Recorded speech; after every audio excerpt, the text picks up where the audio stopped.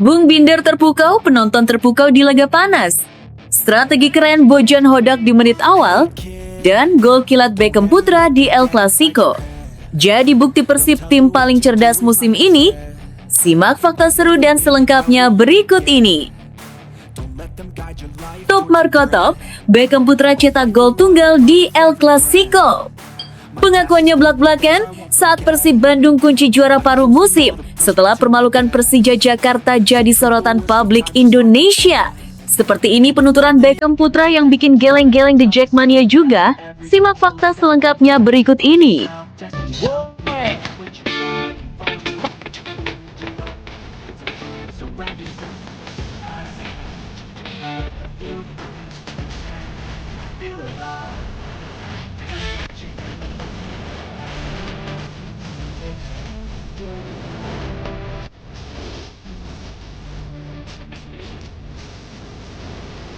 Sebelum kita lanjut ke berita terlengkapnya, alangkah mulianya bagi kalian untuk tekan tombol like dan yang belum subscribe, tolong subscribe channel ini.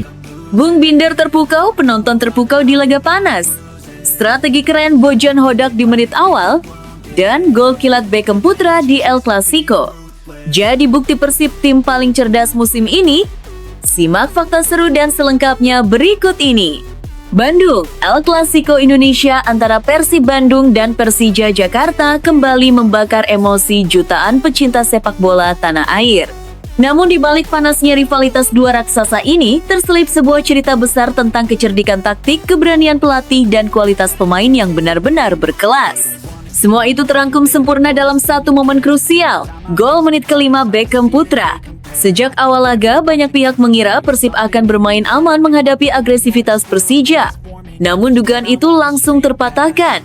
Pelatih Persib Bojan Hodak justru tampil berani dengan menerapkan skema yang tidak biasa. Ia memasang Beckham Putra sebagai false nine, peran yang jarang dimainkan oleh gelandang serang sekelasnya. Keputusan itu langsung membuat lini belakang Persija kebingungan. Para bek mereka tidak tahu apakah harus menempel Beckham atau tetap menjaga area. Keraguan itulah yang menjadi celah pertama, dan Persib tidak menyia-nyiakannya. Baru 5 menit pertandingan berjalan, Beckham berhasil lolos dari kawalan, menerima bola di ruang kosong dan dengan tenang menaklukkan kiper Persija. Gol cepat tersebut mengubah seluruh dinamika pertandingan. Stadion bergemuruh, sementara mental Persija langsung terguncang. Melihat kejadian itu, komentator nasional Bung Binder langsung melontarkan pujian. Dalam komentarnya, ia menyebut gol tersebut sebagai contoh sempurna dari strategi yang matang dan kecerdasan pemain. Ini bukan soal keberuntungan, ini buah dari perencanaan. Beckham sebagai false nine itu jenius. Persija tidak siap dengan skema ini, kata Bung Binder dengan nada kagum. Setelah gol itu, Persib tidak langsung mengendur. Justru mereka semakin percaya diri dalam mengontrol permainan.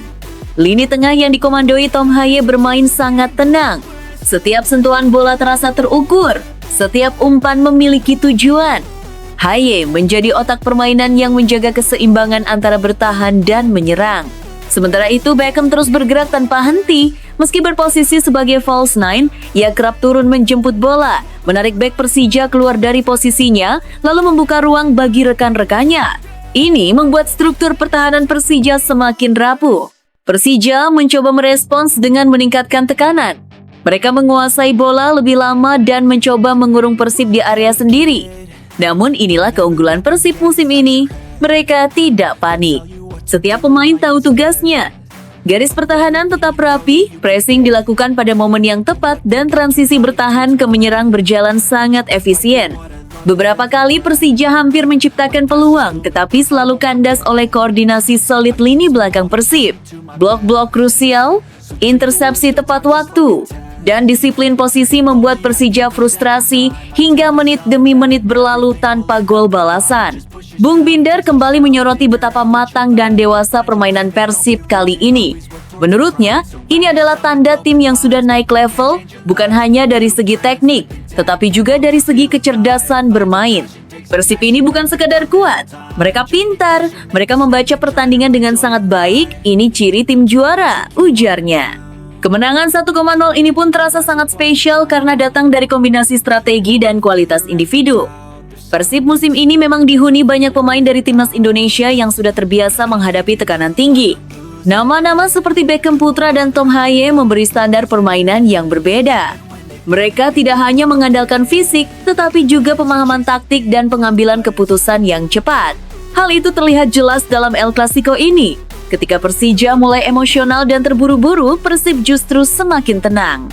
Mereka memainkan tempo, menjaga bola, dan menunggu momen yang tepat untuk mematikan permainan. Gol cepat Beckham akhirnya menjadi satu-satunya pembeda, tetapi dampaknya sangat besar. Itu bukan hanya gol kemenangan, melainkan simbol bahwa Persib kini adalah tim yang tahu persis apa yang mereka lakukan di lapangan. Di akhir laga, skor 1,0 memang terlihat tipis. Namun bagi mereka yang memahami sepak bola, ini adalah kemenangan besar dari sisi taktik, mental, dan kualitas.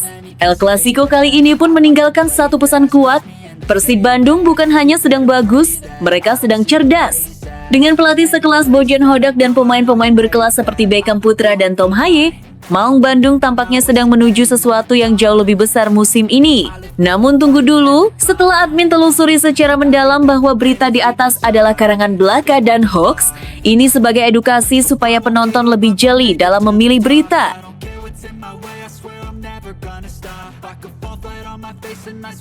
Top Marco Top, Beckham Putra cetak gol tunggal di El Clasico.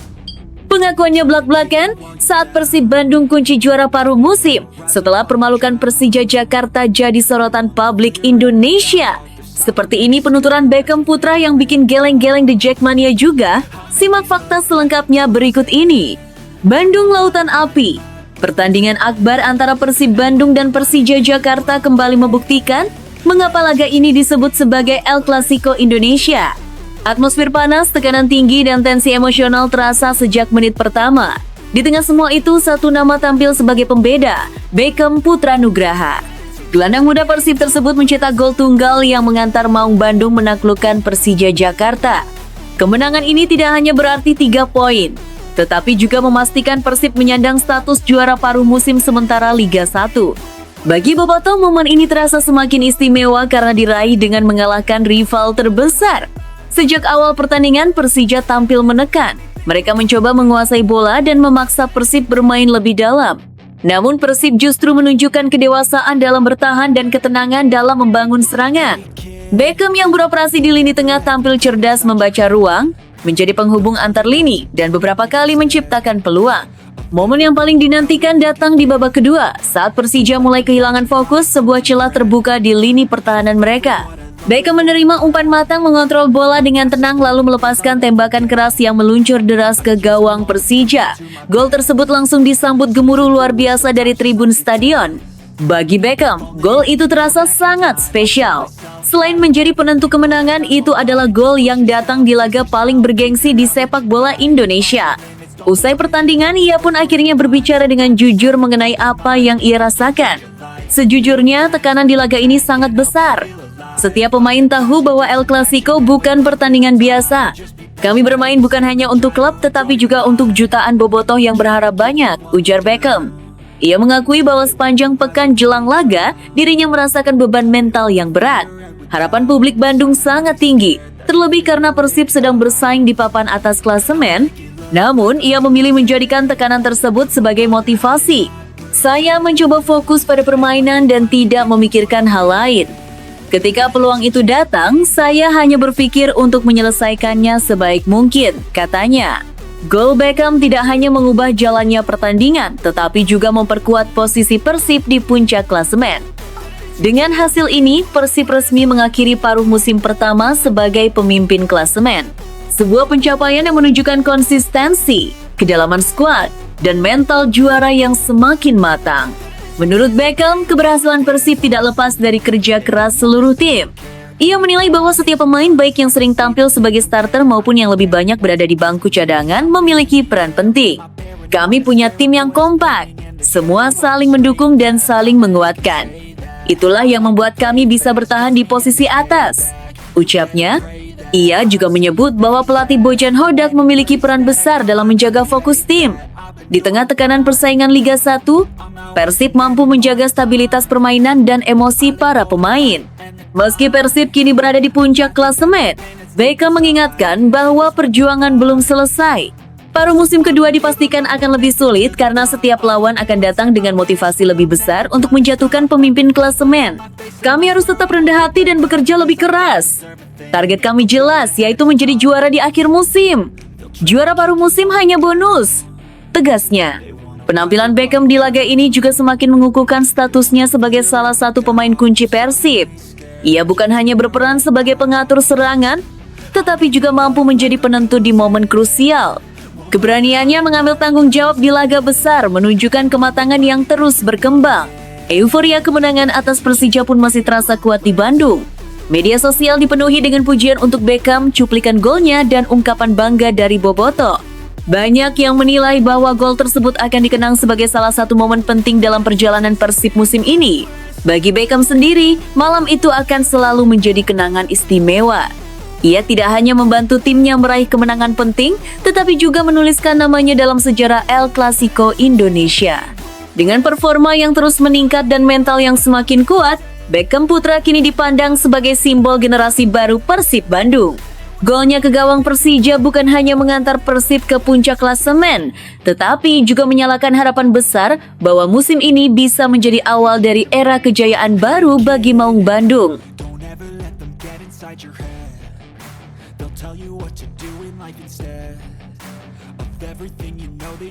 Alhamdulillah, kabar bahagia. Bung Harpa nilai John Hartman punya visi besar untuk masa depan timnas Indonesia.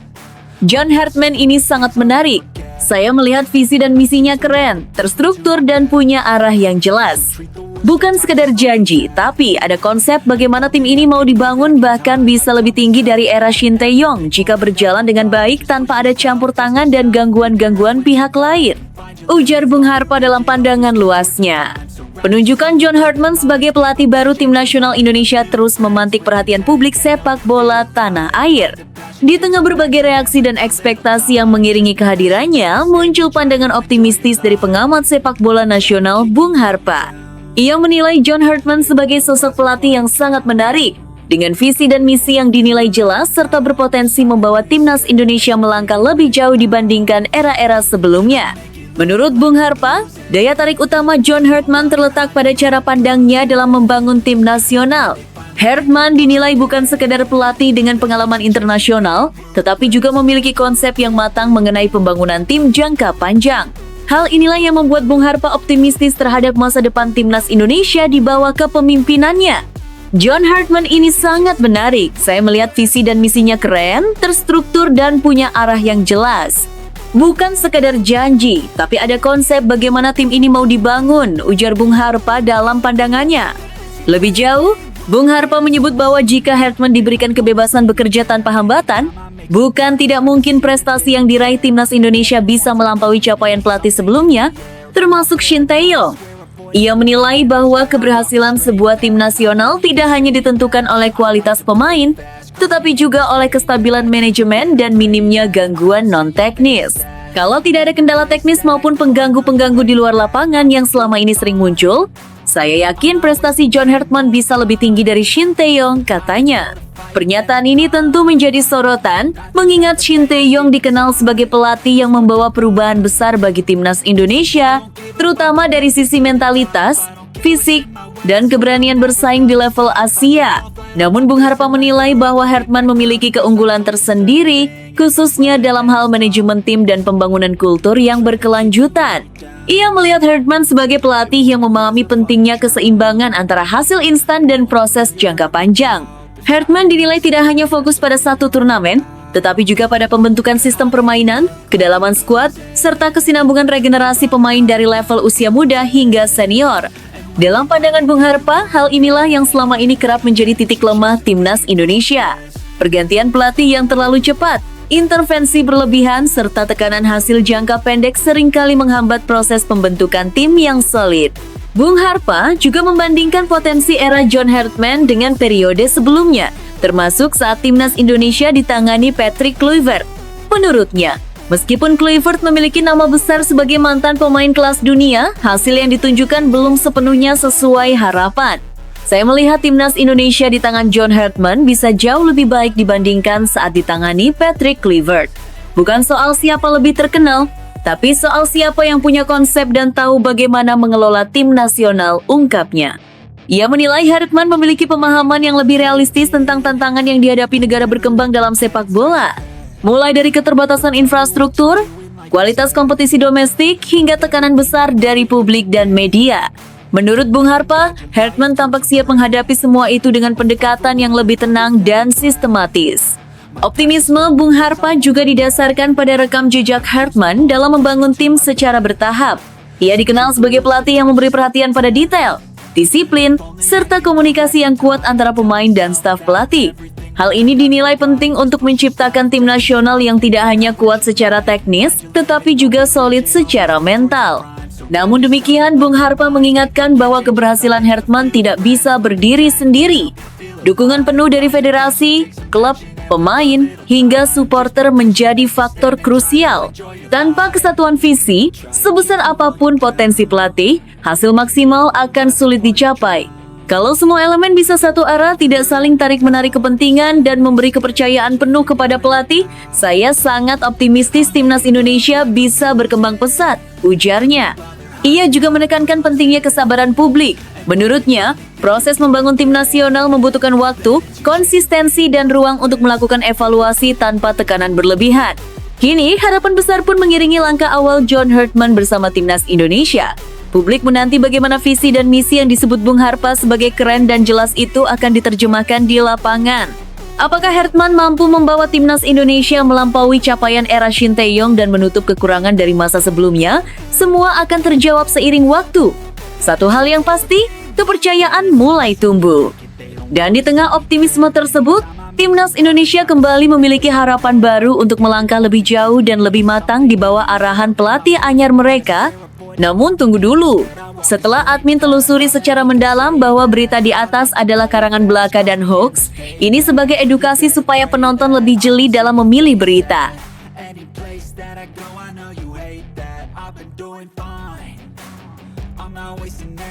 Chelsea bergerak cepat cari pelatih baru, Liam Rossenior menguat sebagai kandidat terdepan. Chelsea FC langsung bergerak cepat dalam perburuan pelatih anyar usai resmi berpisah dengan Enzo Maresca pada 1 Januari 2026. Manajemen The Blues dikabarkan ingin segera mengambil keputusan dengan fokus pada sosok yang selaras dengan model multi-klub berbasis data serta pengembangan pemain muda. Langkah ini menunjukkan komitmen Chelsea menjaga kesinambungan struktur di bawah kepemilikan Bluco, sekaligus menghindari gejolak internal seperti yang terjadi di akhir masa kepelatihan Maresca. Dengan peluang lolos ke Liga Champions masih terbuka, stabilitas di kursi pelatih menjadi prioritas utama. Mengutip laporan OneFootball.com, nama Liam Rossenior menguat sebagai kandidat terdepan. Rossenior saat ini menukangi RC Strasbourg, klub saudara Chelsea dalam naungan Bluco. Ia dinilai sukses membawa Strasbourg tampil kompetitif, menembus peringkat 7 Liga 1, dan mengamankan tiket ke kompetisi Eropa.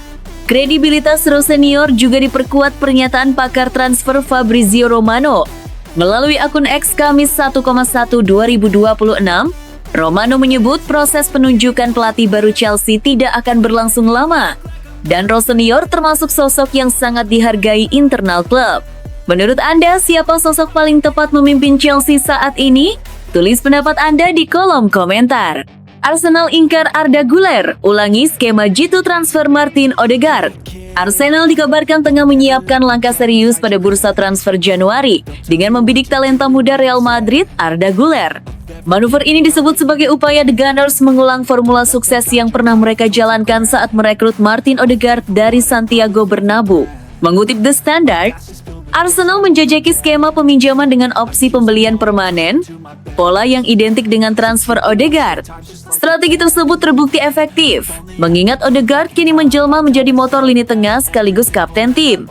Güler sendiri merupakan salah satu prospek paling menjanjikan di Real Madrid di bawah arahan Xabi Alonso. Namun, minimnya menit bermain membuka peluang bagi Arsenal untuk memboyong penyerang muda asal Turki itu ke London Utara. Menurut laporan Code Offside, ketertarikan Arsenal dilandasi kecocokan profil Güler dengan kebutuhan tim, terutama dari sisi kreativitas dan fleksibilitas serangan. Meski demikian, langkah Arsenal dipastikan tidak mudah. Xabi Alonso disebut masih ingin mempertahankan Güler demi menjaga kedalaman skuad hingga akhir musim. Langkah Arsenal di bursa transfer Januari ini menjadi cerminan ambisi klub dalam menjaga asa perburuan gelar. Menurut Anda, mampukah Arda Güler menjadi Odegaard baru di Emirates Stadium? Sampaikan pendapat Anda di kolom komentar. Liverpool siap aktif di bursa Januari 2026, pertimbangkan transfer permanen dan perombakan skuad. Liverpool bersiap kembali aktif di bursa transfer seiring dibukanya jendela transfer Januari 2026. Klub asal Merseyside itu berpeluang melakukan pergerakan pemain, baik melalui skema peminjaman maupun pembelian permanen. Mengutip laman resmi Liverpool Jumat 2,1, pelatih Arne Slot bersama Direktur Olahraga Richard Hughes akan mengambil sejumlah keputusan penting dalam waktu dekat. Meski demikian, tidak semua target potensial dapat diwujudkan. Antoine Semenyo disebut lebih dekat bergabung dengan klub lain, sementara Mark Guehi diperkirakan tetap bertahan di Crystal Palace hingga akhir musim. Di sisi lain, Liverpool juga mempertimbangkan pergerakan pemain keluar, khususnya pemain muda yang dinilai perlu evaluasi lanjutan terkait masa depan mereka. Opsi peminjaman lanjutan maupun penjualan permanen menjadi bagian dari pertimbangan. Salah satu nama yang mencuri perhatian adalah James Norris. Bek kiri berusia 22 tahun tersebut diminati klub Irlandia, Selborne, setelah tampil impresif selama masa peminjaman. Namun, peluang Norris mendapatkan menit bermain reguler di tim utama Liverpool saat ini masih terbatas. Menurut Anda, langkah apa yang paling tepat diambil Liverpool pada bursa transfer Januari ini? Bagikan pendapat Anda di kolom komentar. Arsenal dapat momentum besar lagi, puncak klasemen tetap aman. Arsenal kembali mendapatkan momentum penting dalam perburuan gelar Liga Inggris. Kemenangan telak atas Aston Villa, kembalinya Gabriel Magalhaes, serta hasil imbang yang dialami Manchester City menjadi rangkaian kabar baik bagi The Gunners. Tim asuhan Mikel Arteta memulai tahun dengan sangat positif. Setelah menutup tahun dengan kemenangan meyakinkan 4,1 atas Aston Villa, Arsenal mendapat keuntungan tambahan ketika Manchester City ditahan imbang 0,0. Hasil tersebut membuat Meriam London kini unggul 4 poin di puncak klasemen. Kabar baik lainnya datang dari lini belakang dengan kembalinya Gabriel ke starting XI usai pulih dari cedera hamstring. Mantan bek Manchester City Micah Richards menilai situasi ini sebagai momentum besar bagi Arsenal untuk menyambut paruh kedua musim. Duet Gabriel dan William Saliba kembali bisa diandalkan, sementara kemenangan atas Villa juga disebut mampu meredakan tekanan. Menurut Anda, apakah momentum ini cukup untuk membawa Arsenal konsisten hingga akhir musim? Sampaikan pendapat Anda di kolom komentar. Manchester United bidik Jean-Philippe Mateta, solusi baru untuk lini serang setan merah. Manchester United dikabarkan tengah memantau serius penyerang Crystal Palace Jean-Philippe Mateta. Ketertarikan ini muncul karena setan merah dinilai masih belum sepenuhnya puas dengan komposisi lini serang mereka saat ini. Manchester United kini memiliki Benjamin Sesko dan Joshua Zirkzee sebagai penyerang tengah, sementara Rasmus Højlund sedang dipinjamkan ke Napoli dengan opsi pembelian permanen. Situasi tersebut membuat MU terus membuka peluang untuk menambah amunisi baru di sektor depan. Dilansir Detik Sport dari Sky Sports, Mateta menjadi salah satu nama yang masuk radar Manchester United. Penyerang berusia 28 tahun itu masih terikat kontrak dengan Crystal Palace hingga musim panas 2027. Meski Palace ingin mempertahankannya, Mateta belum menunjukkan tanda-tanda akan memperpanjang kontrak yang disebut-sebut berkaitan dengan rencana klub melepas manajer Oliver Glasner. Crystal Palace juga baru merekrut Brennan Johnson dari Tottenham yang diyakini akan memberi suplai lebih baik bagi Mateta. Saat ini, nilai pasar Mateta berada di angka 40 juta euro atau sekitar 785 miliar rupiah, namun bisa turun jika kontraknya tak kunjung diperpanjang. Menurut Anda, apakah Mateta layak menjadi penyerang baru Manchester United? Sampaikan pendapat Anda di kolom komentar. Arne Slot sadar diri Liverpool bukan calon juara Liga Inggris musim ini. Pelatih Liverpool Arne Slot memilih bersikap realistis terkait peluang timnya di Liga Inggris musim ini. Juru taktik asal Belanda itu menilai kapasitas skuad The Reds belum cukup untuk menjadi penantang serius gelar juara, meski mereka berstatus sebagai juara bertahan. Liverpool memang sempat tampil meyakinkan di awal musim. Virgil van Dijk dan kawan-kawan mencatatkan 5 kemenangan beruntun dalam 5 pekan pertama. Namun, performa tersebut tak bertahan lama. The Reds kemudian terpuruk dengan hanya meraih 1 kemenangan dalam 7 laga berikutnya. Sebuah periode yang disebut sebagai rentetan hasil terburuk klub dalam 71 tahun terakhir. Belakangan, Liverpool sempat bangkit. Sejak akhir November mereka tak terkalahkan dengan catatan 4 kemenangan dan 3 hasil imbang. Bahkan tahun 2025 ditutup dengan 3 kemenangan beruntun. Sayangnya, momentum itu kembali dipertanyakan usai Liverpool ditahan imbang 0-0 oleh Leeds United di Anfield pada laga tahun baru. Situasi tersebut membuat Slot menilai persaingan gelar kini hanya menyisakan 2 tim terdepan. Ia menyebut Arsenal dan Manchester City berada cukup jauh di atas Liverpool. Menurut Anda, apakah Arne Slot terlalu merendah? Atau memang Liverpool belum siap bersaing hingga akhir musim? Tuliskan pendapat Anda di kolom komentar. Ditinggal Enzo Maresca tak ganggu persiapan Chelsea jelang hadapi Manchester City. Kepergian Enzo Maresca disebut tidak mengganggu persiapan Chelsea jelang laga berat melawan Manchester City akhir pekan ini. Hal tersebut ditegaskan oleh caretaker Chelsea, Callum McFarlane, yang memastikan fokus tim tetap terjaga menghadapi duel krusial di Etihad Stadium. McFarlane yang dipromosikan dari Chelsea U21 mulai menjalankan tugasnya pada Jumat 2,1 pagi. Tantangan besar langsung menantinya mengingat The Blues harus bertandang ke markas City dengan catatan kurang meyakinkan, hanya meraih 1 kemenangan dari 7 laga terakhir Premier League. Meski demikian, pelatih berusia 40 tahun itu melihat semangat para pemain tetap tinggi. Ia optimistis Chelsea mampu memberikan perlawanan dan meraih hasil positif. McFarlane menilai energi serta antusiasme pemain saat latihan sangat luar biasa. Menurutnya, para pemain terlihat fokus, lapar akan kemenangan, dan memahami betul pentingnya laga tersebut. Laga ini juga menjadi debut McFarlane di Premier League setelah sebelumnya hanya menangani tim kelompok umur.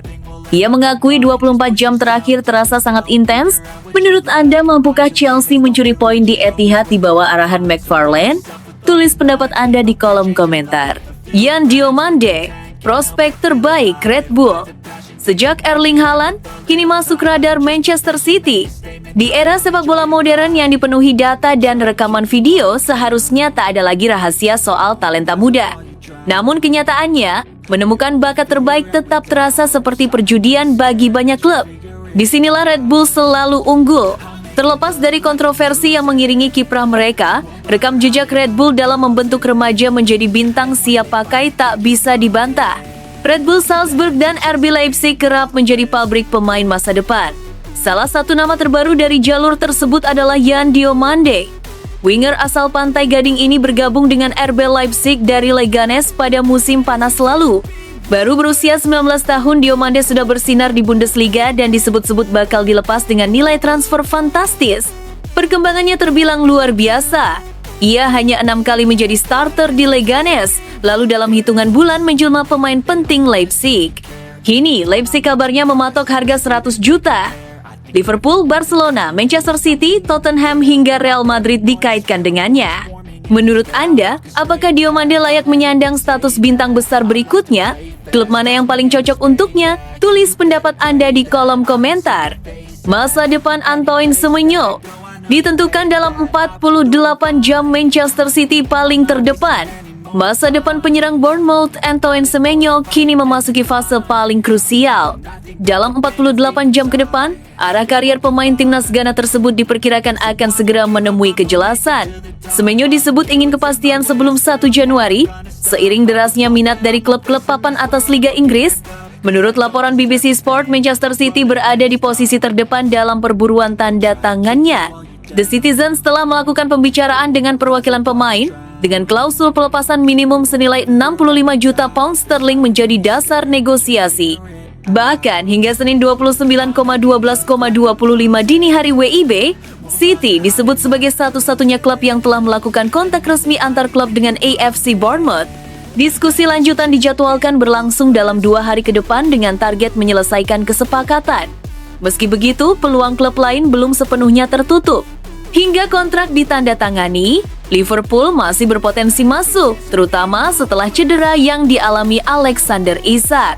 Manchester United, Tottenham Hotspur, dan Chelsea juga menunjukkan ketertarikan. Meski masih sebatas penjajakan awal, Di sisi lain, Bournemouth berharap dapat mempertahankan Semenyo setidaknya untuk 2 laga awal 2026. Bagikan pendapat Anda di kolom komentar. Nottingham Forest versus Man City. Menang 2-1, The Citizens rebut puncak klasemen di akhir tahun. Laga Boxing Day Premier League antara Nottingham Forest versus Manchester City berlangsung sengit pada Sabtu 27,12,2025 malam. Kedua tim tampil disiplin sepanjang babak pertama hingga skor kacamata bertahan sampai turun minum. Manchester City akhirnya memecah kebuntuan di awal babak kedua. Tepat pada menit ke-48, Tijani Reijnders membuka keunggulan usai menerima umpan terobosan matang dari Ryan Cherki. Tendangan Reijnders tak mampu dibendung kiper Forest dan membuat City unggul 1-0. Namun keunggulan itu tak bertahan lama. Nottingham Forest bangkit dan menyamakan kedudukan pada menit ke-58 melalui Omari Hutchinson. Ia sukses menyambar umpan tarik Igor Jesus dari sisi kiri, mengubah skor menjadi 1-1 dan menghidupkan kembali tensi pertandingan. Saat laga tampak akan berakhir imbang, Manchester City menunjukkan mental juara. Menit ke-81, Ryan Cherki muncul sebagai penentu kemenangan. Ia menuntaskan operan sundulan Josko Gvardiol hasil situasi sepak pojok untuk membawa The Citizens kembali unggul 2,1. Skor tersebut bertahan hingga akhir laga. Kemenangan ini mengantarkan Manchester City ke puncak klasemen sementara Premier League dengan 40 poin. Sementara Nottingham Forest tertahan di posisi ke-17 dengan 18 poin. Menurut Anda, seberapa penting kemenangan ini bagi Man City dalam perburuan gelar? Apakah Forest sudah tampil maksimal meski kalah tipis? Tulis pendapat Anda di kolom komentar.